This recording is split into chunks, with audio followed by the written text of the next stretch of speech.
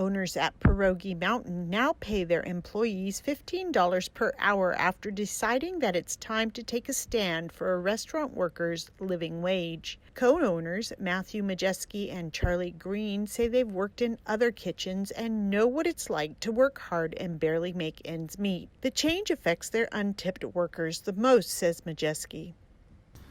We're coming to a point where we're bringing on more and more people who would just be working strictly back of the house, doing prep work, that kind of stuff for us, and they'd never be seeing any tips or anything, so what we paid them is what they get.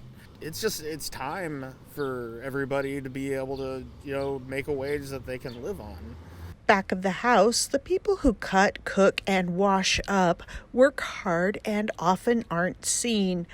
At Pierogi Mountain, they also hand make pierogies from a recipe created by Majeski's Polish grandmother. I don't know if a lot of people really appreciate how hard this work is. So we've always wanted to try to pay them whatever we could without tanking the business at the same time.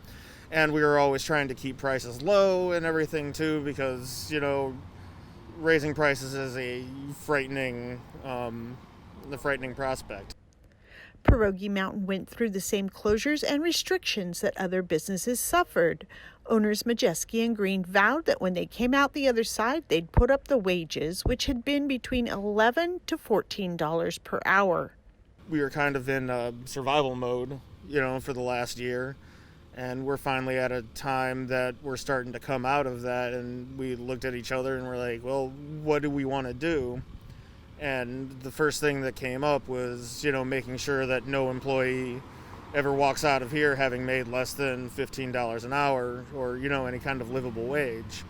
And even that, we don't consider to be enough, but it's a good starting line for us.